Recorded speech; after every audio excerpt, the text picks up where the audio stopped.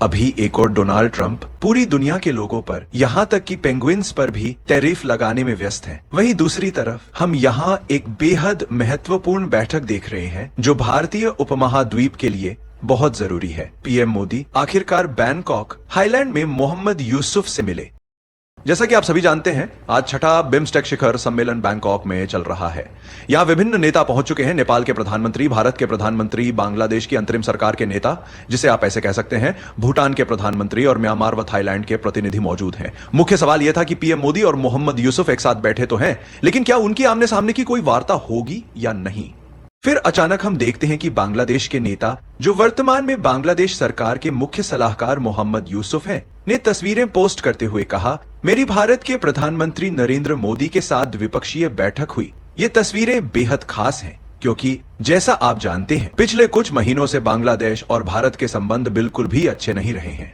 मोहम्मद यूसुफ ने हाल ही में पूर्वोत्तर के बारे में एक बेहद आपत्तिजनक बयान दिया था, जिसकी पूर्वोत्तर के कई नेताओं ने आलोचना की थी। असम के मुख्यमंत्री ने तो इस पर पूरा ट्वीट ही लिख डाला था। कांग्रेस पार्टी ने कहा था कि आज बांग्लादेश सरकार की जो मानसिकता है वो भारत के लिए बेहद खतरनाक है। इन सबके बीच मोहम्मद यूसुफ से मिलना और उनसे बातचीत करना पीएम मोदी का एक बहुत बड़ा कदम है। और आप एक बात नोट कीजिए, मोहम्मद यूसुफ ने अपने गोल्ड मेडल दिखाए हैं जो उन्हें 2015 में आज से ठीक 10 साल पहले मिले थे, जब भारत भारतीय विज्ञान कांग्रेस की मेजबानी कर रहा था। दिलचस्प बात यह है कि भारत के प्रधानमंत्री ने अपने पीएमओ अकाउंट या निजी नरेंद्र मोदी अकाउंट पर कहीं भी मोहम्मद यूसुफ के साथ हुई द्विपक्षीय बैठक की कोई तस्वीर पोस्ट नहीं की है। अन्य बिम्स्टेक नेताओं के साथ की ग्रुप फोटो जरूर पोस्ट की गई है, लेकिन मोहम्मद यूसुफ का कोई जिक्र नहीं मिलेगा। पीएम मोदी ने खुद कोई जवाब नहीं दिया, लेकिन भारत के विदेश मंत्री डॉक्टर ES जयशंकर ने मोहम्मद यूसुफ के दावे का जवाब दिया है। यूसुफ ने कहा था कि भारत का पूर्वोत्तर क्षेत्र लैंडलॉक्ड है और अगर चीन को वहां पहुंचना है तो वह सिर्फ बांग्लादेश के रास्ते से ही संभव हो पाएगा, क्योंकि बांग्लादेश इस क्षेत्र का रक्षक है। इसके जवाब में जयशंकर जी ने सीधे सीधे तथ्य रख दिए। हमारे भारत के पास बंगाल की खाड़ी में सबसे लंबी तटरेखा है, 6500 किलोमीटर। यही बताता है कि इस क्षेत्र का असली रक्षक कौन है। उन्होंने आगे कहा, भारत न सिर्फ 5 बिम्स्टेक देशों के साथ सीमा साझा करता है, बल्कि यह भारतीय उपमहाद्वीप और आसियान के बीच की मुख्य कड़ी भी है।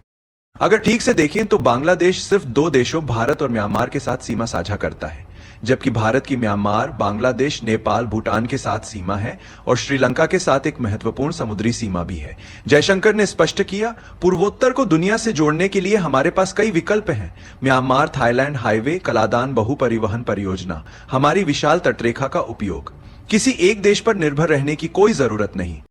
यह जवाब पीएम मोदी की जगह विदेश मंत्री जयशंकर ने दिया, जो काफी हद तक सही भी है, क्योंकि अंतरराष्ट्रीय स्तर पर मोहम्मद यूसुफ का वह स्टेचर नहीं है कि भारत के प्रधानमंत्री सीधे उन्हें जवाब दें।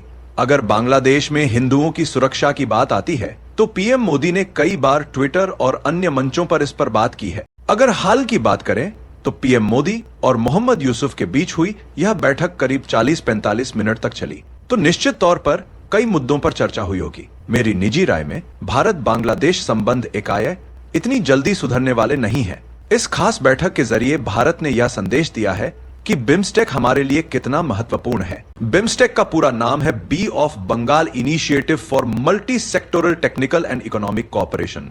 इसके 7 सदस्य देश हैं, बांग्लादेश, भूटान, भारत, म्यांमार, नेपाल, श्रीलंका और थाईलैंड। बिम्स्टेक को भारत ने एक विकल्प के तौर पर आगे बढ़ाया था जो कि SARC की जगह ले सके। जैसा कि आप जानते हैं, SAR कभी पूरी तरह से ठंडे बस्ते में पड़ा हुआ है, न कोई शिखर सम्मेलन, न कोई बैठक। हम नहीं चाहेंगे कि बांग्लादेश की वजह से बिम्स्टेक का भी वही हाल हो, इसलिए भारत ने बहुत ही सूझबूझ के साथ इस मामले को संभाला है। हां, भारत और बांग्लादेश के संबंध सामान्य तौर पर ठीक हैं, लेकिन मोहम्मद यूसुफ के बयान और नीतियां अक्सर भारत के पक्ष में नहीं लगती। हालांकि एक पक्ष यह भी है कि कुछ लोग कह सकते हैं कि पीएम मोदी को मोहम्मद यूसुफ से मिलना ही नहीं चाहिए था। लेकिन अगर ऐसा होता तो पूरा बिम्स्टेक शिखर सम्मेलन एक टूटी फूटी सी छवि प्रस्तुत करता, जैसे कि यह समूह भी SAARC की तरह निष्क्रिय हो चुका है। इसलिए भारत ने अपने बड़े रणनीतिक लक्ष्य को ध्यान में रखते हुए मोहम्मद यूसुफ के साथ वार्ता करना उचित समझा।